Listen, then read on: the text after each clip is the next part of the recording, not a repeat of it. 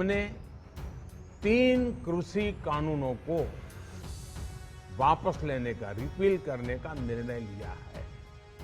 नमस्कार, मैं हूं आपके साथ कविता राणा। केंद्र सरकार द्वारा लाए गए 3 कृषि कानून के विरोध में किसानों ने अपनी नाराजगी दिखाई। देशव्यापी स्तर पर किसानों ने आंदोलन किया। लगभग देखिए 1 साल तक चले इस किसान आंदोलन ने आखिरकार सरकार को झुकाया और फिर मोदी सरकार ने खुद आगे आकर सबके सामने ये ऐलान कर दिया कि हम कृषि कानून को वापस लेने का ऐलान करते हैं। आज मैं आपको, पूरे देश को ये बताने आया हूं कि हमने 3 कृषि कानूनों को वापस लेने का, रिपील करने का निर्णय लिया है। इस महीने के अंत में शुरू होने जा रहे संसद सत्र में, इसी महीने में, हम तीनों कृषि कानूनों को रिपील करने की संवैधानिक प्रक्रिया को पूरा कर देंगे। साथियों, मैं आज अपने सभी आंदोलनरत किसान साथियों से आग्रह कर रहा हूं, आज गुरु पर्व का पवित्र दिन है। अब आप अपने अपने घर लौटे, अपने खेत में लौटे, अपने परिवार के बीच लौटे। आइए एक नई शुरुआत करते हैं। किसानों ने इसे एक बड़ी जीत के तौर पर देखा। हालांकि देखिए, इस किसान आंदोलन के दौरान कई बार हिंसा भी देखी गई। 26 जनवरी पर दिल्ली के लाल किला और आईटीओ पर जमकर उत्पात मचा था और इसमें कई लोग घायल भी हुए, जबकि देखिए सरकारी संपत्ति का नुकसान भी हुआ था। किसानों ने इसका आरोप सरकार पर लगाया और सरकार ने किसानों पर। अब किसानों की तरफ से सफाई दी गई कि कुछ अराजक तत्वों ने इस तरह की घटनाओं को अंजाम दिया है। खैर, अब इस बीच किसानों को लेकर दिल्ली सरकार ने बड़ा फैसला किया है। जी हां, दिल्ली सरकार ने किसान आंदोलन के दौरान दर्ज 17 मामलों को वापस लेने की अपनी मंजूरी दे दी है। इसमें एक मामला पिछले साल 26 जनवरी को दिल्ली के लाल किले पर हुई हिंसा से भी जुड़ा है। जी हां, दिल्ली पुलिस ने नवंबर 2020 से दिसंबर 2021 के दौरान दर्ज किए गए 54 मामलों में से 17 को वापस लेने का फैसला किया था और इसमें लगभग 200-300 प्रदर्शनकारियों और 25 ट्रैक्टरों के लोहारियों गेट के जरिए लाल किले पहुंचने का मामला भी शामिल है और जिसके चलते टिकट काउंटरों और सुरक्षा जांच उपकरणों को नुकसान हुआ था। और इसके अलावा 150 से 175 ट्रैक्टरों पर सवार होकर उत्तर प्रदेश के लोनी से दिल्ली में प्रवेश करने वाले किसानों के खिलाफ उत्तर पूर्वी दिल्ली के ज्योति नगर पुलिस थाने में एक मामला दर्ज किया गया था।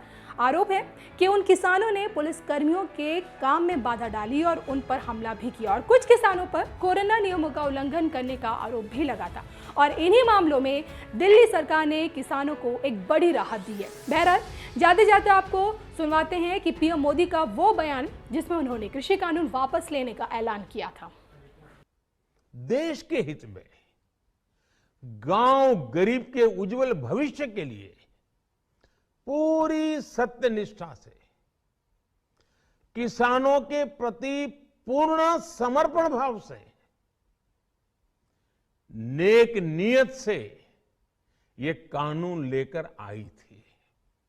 लेकिन इतनी पवित्र बात, पूर्ण रूप से शुद्ध किसानों के हित की बात, हम अपने प्रयासों के बावजूद कुछ किसानों को समझा नहीं पाए। भले ही किसानों का एक वर्ग ही विरोध कर रहा था, लेकिन फिर भी ये हमारे लिए महत्वपूर्ण था। कृषि अर्थशास्त्रियों ने, वैज्ञानिकों ने, प्रगतिशील किसानों ने भी उन्हें कृषि कानूनों के महत्व को समझाने का भरपूर प्रयास भी किया। हम पूरी विनम्रता से, खुले मन से उन्हें समझाते रहे। अनेक माध्यमों से व्यक्तिगत और सामूहिक बातचीत भी लगातार होती रही। हमने किसानों की बातों को, उनके तर्क को समझने में भी कोई कोर कसर बाकी नहीं छोड़ी। कानून के जिन प्रावधानों पर उन्हें ऐतराज था, सरकार उन्हें बदलने के लिए भी तैयार हो गई। 2 साल तक हमने इन कानूनों को सस्पेंड करने का भी प्रस्ताव दिया। इसी दौरान ये विषय माननीय सर्वोच्च न्यायालय के पास भी चला गया। ये सारी बातें देश के सामने है, इसलिए मैं इनके अधिक विस्तार में नहीं जाऊंगा।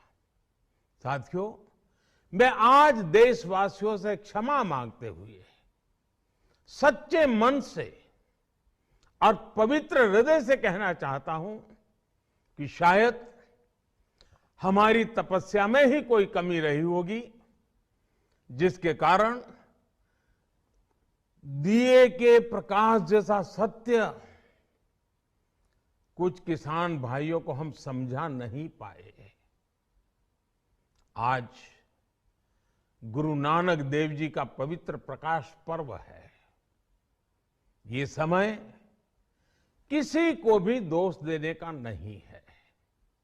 आज मैं आपको, पूरे देश को ये बताने आया हूं कि हमने 3 कृषि कानूनों को वापस लेने का, रिपील करने का निर्णय लिया है।